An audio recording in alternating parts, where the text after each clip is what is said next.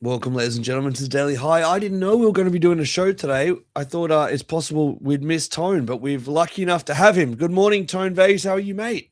Morning, morning. Yeah, I just got back, had a nice early morning hike, and it's 10 a.m. here in Panama. Magic. Hey, I didn't want to do a show yesterday because I had nothing to add from Monday, Tuesday, which was pretty concise. But actually, last night there was a fair bit of action. There was a $5,000 up and down, yin yang in the price, which is really interesting. And the price now as well is pretty frisky. I have a live trade on for the first time in a long time, a long trade, believe it or not. But I'll let you go first if you like. And I'll monitor this and we'll come back to it to finish strong. How about that? Sure, keep an eye on the trade. I talked about the monthly chart yesterday, and I'm gonna be quick today. Uh, See, I wanted to do a show yesterday because yesterday most of the show we spent below this blue line, giving us a red 8 and a warning arrow on the MRI buy indication. But this morning we are rallying back to 88,000. I really want to see the MRI buy come in. I want to see your green diamond come in. So I am mentally invested to having 2 more weeks of downside. Hopefully nothing too catastrophic, keeping us, above 84,000, printing those buy indications, and then the price reverses. I'm not gonna, cry over the fact that if we start to go up now and avoid catching that MRI buy. So basically, this is a complete no trade for me. No matter what happens the rest of this week, there's no trade. No matter what happens next week, there is no trade. Well, actually, sorry, no, that's wrong. No matter what happens this week, there is no trade. However, if we start to crash next week, then there could be a trade on the MRI buy. But if we don't crash this week and don't print an MRI buy, then I need a green star candle to enter towards the end of next week. So I am either waiting for a green star candle or an MRI buy. But in either of those cases, I think breaking the $100, $200, $3,000 area is going to be very, very hard. And I'm going to be very, very careful watching the potential for a dead cat bounce all the way up to the low $100,000 range. Daily chart is consolidating at the lows, which is bearish for me.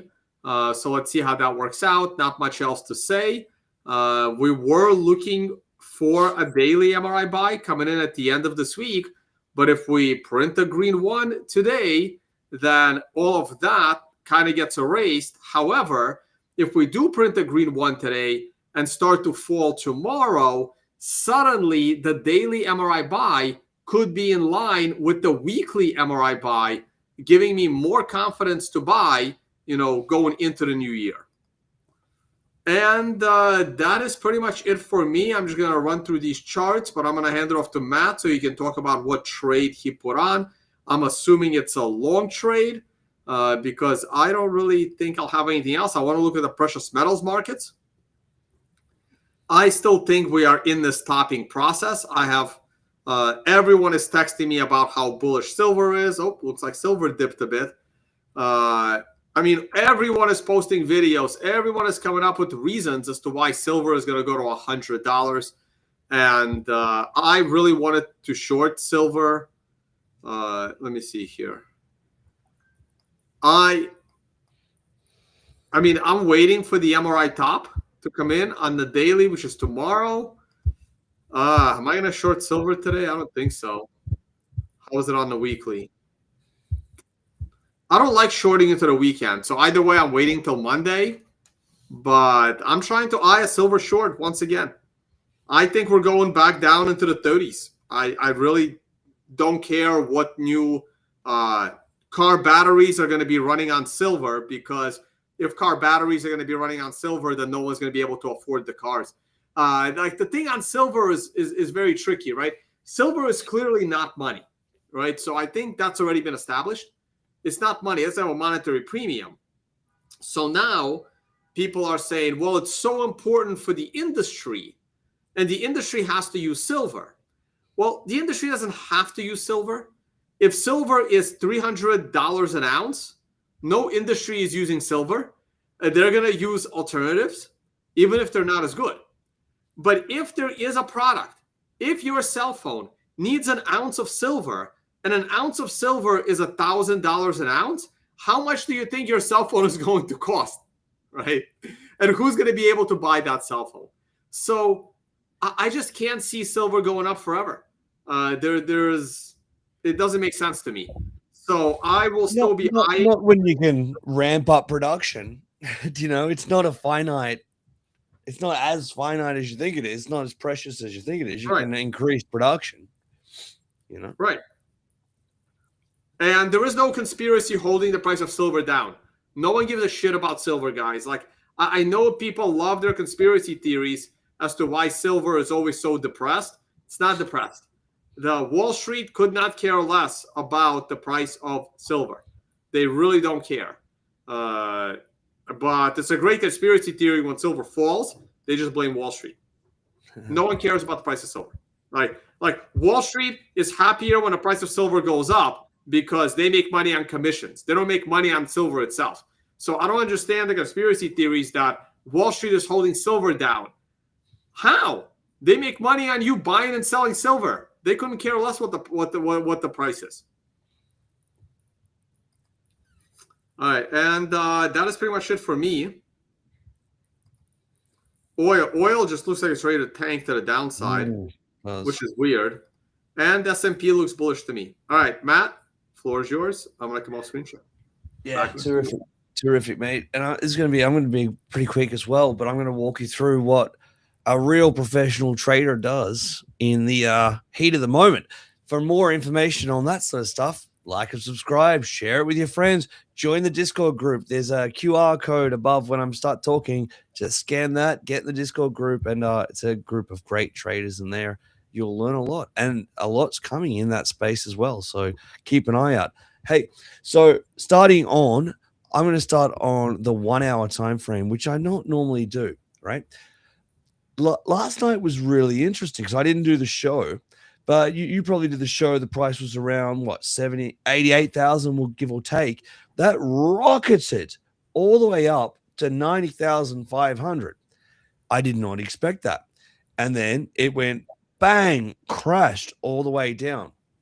And then that's a $5,000 move. And in terms of percentage from top to bottom is a nearly 6% move. That's pretty substantial for a Bitcoin asset. And then I was watching it today and watching it sort of like get ready to get frisky again. And I never chase these kind of moves. If I miss this move, I miss it. But on this second attempt, I tend to get more excited, especially when we've been depressed for some time. I really like when the price goes bang and gives tilts its hand of what it's going to do next. And then the market goes, no, squashes it. But then it doesn't squash it that far. It just squashed it back to parity. And then it had another crack. The second crack, I'm always way more excited on. So I did kind of chase this trade, and I got into the trade at 88,400. That it rose as far as 89,400, so $1,000 move. I'm in a massive trade, right? So that when it was up there, I was in about, we'll say, $3,000 US profit, and then I watched it drop all the way down on the net on that candle. But it only came down, and I was getting a bit worried. I'm still in the trade. I let a profitable trade go to negative, but that's okay. I don't mind. I'm only in 2x leverage, so I'm not in it. It's not a massive leverage trade. But it came all the way down and almost got to the 7 simple moving average, and then recovered pretty well to close that candle. So I'm still currently in this trade. The 1 hour, I like it. I do think that even though the MRI count is poor, and I'll grant you that, it is very, very volatile at the moment. But I'm not going to go to bed with no stop loss in place. I'll place a stop loss at around, maybe even something like 87,400, about $1,000 below the price around that zone, and I might move it up as it goes.